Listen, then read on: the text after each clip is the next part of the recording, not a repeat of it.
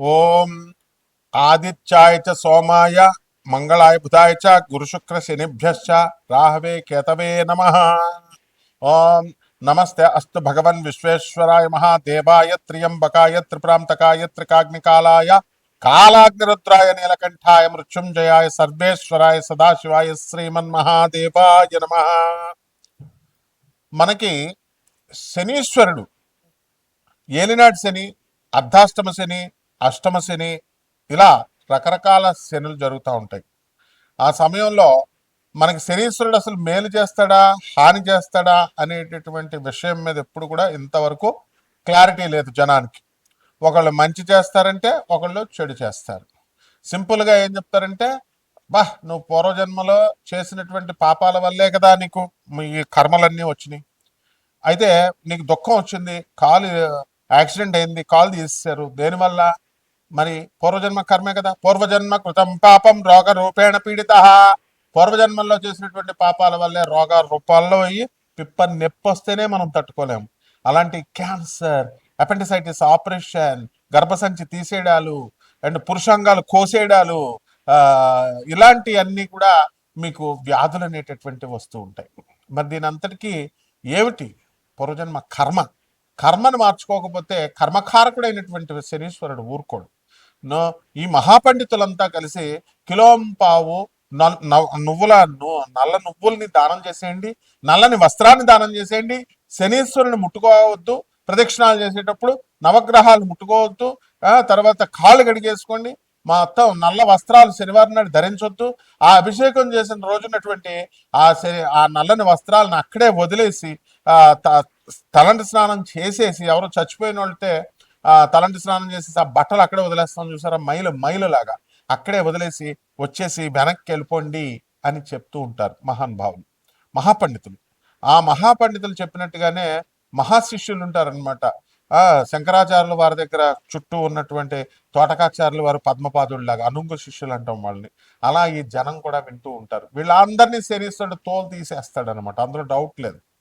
అందువల్ల ఈ కర్మ మీరు బుద్ధి మార్చుకోండి. ఓం సర్వచైతన్య రూపాం తామాత్యం ఇచ్చాంత ధీమహి బుద్ధిం యోన ప్రచోదయ అచ్. బుద్ధిని మార్చుకోండి. ఆది విద్యలకి సర్వ విద్యలకి సర్వచైతన్య స్వరూపుడి అయినటువంటి ఆ జగన్మాత మా బుద్ధుల్ని సరైనటువంటి మార్గం వైపు ప్రేరేపించుగాక అని చెప్పడం మానేసి మీరు ఈ ఈ శనీశ్వరుడికి నువ్వుల నూనెతో అభిషేకం చేసేయండి. నువ్వులను ఆ తర్వాత పంతులు గారికి 500 రూపాయలు దక్షిణ ఇచ్చేసేసి దానం చేసేయండి అని అంటే, మీకు శని దోషాలు పోవాలంటే ఒక్కొక్కడు కూడా, ఒక్కొక్క రాజకీయ నాయకుడు, ఒక్కొక్క రౌడీ, వీళ్ళంతా కూడా అక్రమార్కులు, వీళ్ళందరూ కూడా అక్రమార్కులైనటువంటి ఆఫీసర్లందరూ కూడా లారీ నువ్వులు ఇచ్చి దానం చేసే కెపాసిటీ ఉంది. అలా పోవాలి, ఎట్టి పరిస్థితుల్లో పోవు. ఇలాంటి అశాస్త్రమైనటువంటి అవైదికమైనటువంటి సహేతుకంగా లేనటువంటివి చెప్పారు కాబట్టే సగం మంది యూట్యూబ్లో ఇప్పుడు చెప్పేటటువంటి పంతుళ్ళందరికీ కూడా సగం మందికి పిల్లలు వదిలేసి వెళ్ళిపోయారు. సగం మందికి పిల్లలకి ఆరోగ్యాలు సరిగ్గా లేవు, వాళ్ళు పాపం ఈతి బాధలతో ఉన్నారు. యూట్యూబ్లో చెప్తుంది కాబట్టి పిల్లం వెంటనే మెయింటెనెన్స్ కేసేస్తుంది అని చెప్పేసి ఒక పంతులు గారు పారిపోయాడు. బాబా ఇంక నేను యూట్యూబ్లో కనబడిన ఆయన, మా ఆవిడ కేసేస్తుంది, ఆల్రెడీ నేను 8 లక్షలు ఇచ్చాను, ఇప్పుడు మళ్ళీ నా యూట్యూబ్లో కోట్లు వచ్చేస్తున్నాయి అనుకుంటున్నారు, అందుకని నేను కనబడి సార్. అంతకుముందు ఏమనేవాడు, సార్ నాకు ఆ ఛానల్లో అడగండి సార్ ఛాన్స్, ఈ ఛానల్లో అడగండి సార్ అనేవాడు. ఇంకో మహానుభావుడు ఉన్నాడు, మా గురువు గారు అనమాట. ఆయనకి ఇప్పుడు నేను చాలా బాలకుమారుణ్ణండి, నా వయసు 43 సంవత్సరాలు వచ్చింది, నాకు వివాహం అవ్వడం లేదు, మా నాన్న తిడతాడండి, మా నాన్న ఇంటికి ఉండవయా పంతులు అండి, మా ఇంటికి తొందరగా వెళ్ళకపోతే మా నాన్న తిడతాడండి అంటాడు. వీళ్ళంతా కూడా మరి శనీశ్వరుడికి అభిషేకాలు ఇవి అన్నీ చేస్తున్నారు కదా. మరి ఇలా ఎందుకు పాపం? వీళ్ళు మామూలు మనుషులే కదా. ఇలా ఎన్నో లక్షల మందికి ఎందుకు ఇదంతా? కేవలము శనీశ్వరుణ్ణి సరిగ్గా క్యాచ్ చేయలేకపోతున్నారు. శనీశ్వరుడికి అసలైన రెమెడీస్ ఏమిటి? తాళపత్ర గ్రంథ రహస్యాల్లో చెప్పబడున్నాయి, వేదాల్లో చెప్పబడి ఉన్నాయి. అవి మానడం మానేసి విజ్ఞులైనటువంటి వాళ్ళని ఆశ్రయించాలి. అలా కాకుండా ఉన్నట్లయితే శనీశ్వరుడు ఏం చేస్తాడంటే, అర్ధాష్టమ శనిలో దంచవే మేనత్త కూతురా అంటూ దంచుతాడు. అష్టమ శని కొట్టేటప్పుడు అబ్బని తీయని దెబ్బ అని చెప్పి ఫడ కొడుతుంటే ఇంకా మనం అలా ఫీల్ అయిపోతా ఉంటాం, బాగుంది కదా. ఇక ఏలినాటి శనిలో ఒకడికి కాలు తీసేస్తాడు, ఒకటి మెడ తీసేస్తాడు, ఒకటి కారాగారంలో పడేస్తాడు జైల్లో, మొత్తం కుమ్మేస్తాడు అనమాట. బాలయ్య బాబు తొడగొట్టినట్టుగా ఉంటుందన్నమాట. కాబట్టి ఈ రకంగా శనీశ్వరుణ్ణి ఎలా ఆరాధించాలి అనేటటువంటిది సశాస్త్రీయంగా, సహేతుకంగా, సవైదికంగా మీరు తెలుసుకోవాలి. ఈ శనీశ్వరుడు 12 రాశుల మీద ఏ రకంగా ప్రభావం చూపిస్తాడు, ఈ అర్ధాష్టమ అష్టమ శనులు, ఏలినాటి శనులు కాకుండా మిగతా అప్పుడు కూడా అనేటటువంటిది చదువుకునేవాడి దగ్గరికి వెళ్తే చెప్తారయ్యా. మ్యాథ్స్ వచ్చినోడి దగ్గరికి ట్యూషన్కి వెళ్తే నీకు మ్యాథ్స్ చెప్తాడు. సోషల్ వాడి దగ్గరికి వెళ్ళి నువ్వు మ్యాథ్స్ అడిగితే ఎట్లా చెప్తాడు? కాబట్టి గురు సాంప్రదాయం ఉండాలి, గురు పరంపర ఉండాలి. గురు పరంపర లేని వాళ్ళు అందరూ వచ్చేసి శనీశ్వరుడు గురించి చెప్పడమే. శనీశ్వరుని ఏదో పెద్ద విలన్ లాగా తయారు చేస్తారు. అంతా బోకుగాళ్ళు, మొత్తం పూర్వజన్మలో బోకు పనులన్నీ చేసొచ్చి కర్మలు ఎంత మూట కట్టుకొని వచ్చి తల్లులకి తిండి పెట్టలేం, తండ్రులకు తిండి పెట్టలేం. చెప్పేటటువంటి పంతులను యూట్యూబ్లో మీ తల్లికి తిండి పెట్టండి రా, మీ నాన్నకి తిండి పెట్టండి రా, మీ మాస్టర్ మేము ఫ్రీగా దొబ్బేస్తారా చదువులు చిన్నప్పటి నుంచి? ఎల్కేజీ నుంచి నీకు పోస్ట్ గ్రాడ్యుయేషన్ చేసిన టీచర్స్కి ఒక జత బట్టలు పెట్టలేవా నువ్వు? ఒక యాపిల్ పండు ఇవ్వలేవా నువ్వు? అసలు మధ్యలో కలవలేవా?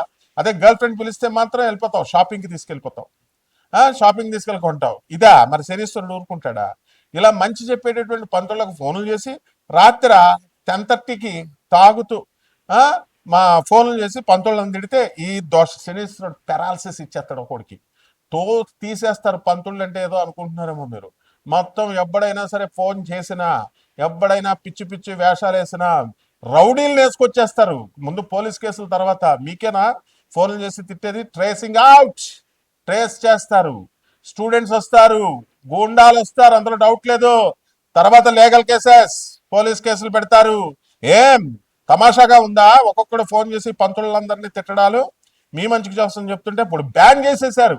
వెళ్ళండి చంకనాకండి. ఒక్కొక్కడు కర్ణాటకలో మొత్తం పంతులంతా కూడా పెళ్లిళ్ళు మేము చెయ్యం, డైవర్సల్ తీసుకుంటున్నారు. 12 మంది 10 మందికి పెళ్లి చేస్తే 8 మంది అసలు మేము చెయ్యం అసలు పెళ్లిళ్ళని బ్యాన్ చేస్తారు. There is no alternative for you all. So ఉద్యోగాలు పోతున్నాయంటే పోతాయి అంతే. లే ఆఫ్ శనీశ్వరుడు. రెసెషన్, ఎస్ శనీశ్వరుడు చేసేస్తాడు. అండ్ అబార్షన్లు అవుతున్నాయి, ఎస్ అవుతాయి. లివింగ్ ఇన్ రిలేషన్స్ లో లేవా మరి నువ్వు? అంత పతివ్రతగా కాపురాలు చేస్తున్నారా మీరు?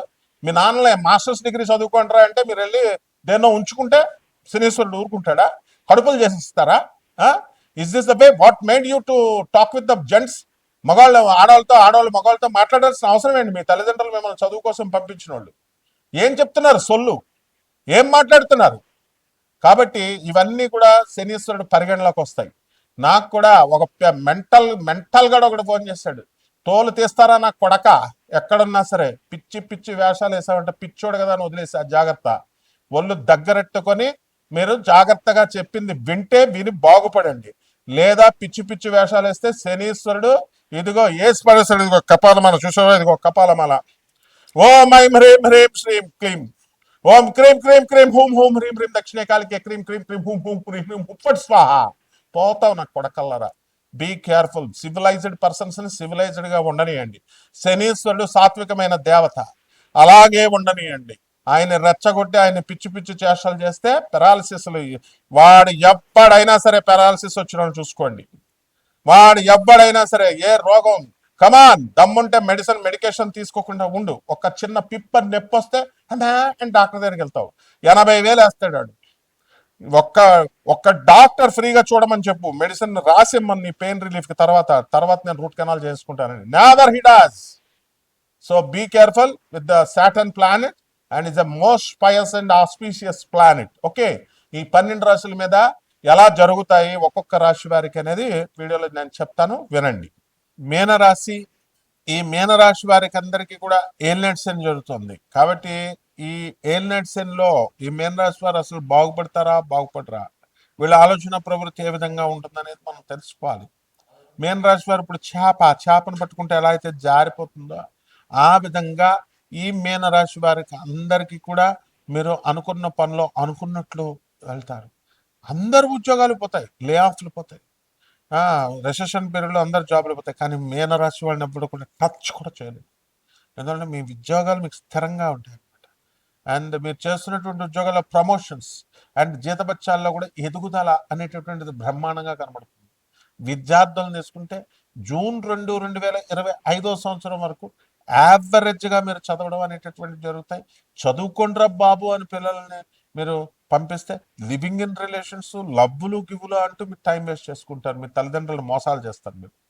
ఆ విధంగా ఈ తల్లిదండ్రులు కూడా లవ్ చేయరా, లవ్ చేయరా, లవ్ చేయరా అని చెప్తుంటే వాడు ఇంకేం చదువుతాడు ఇక్కడ.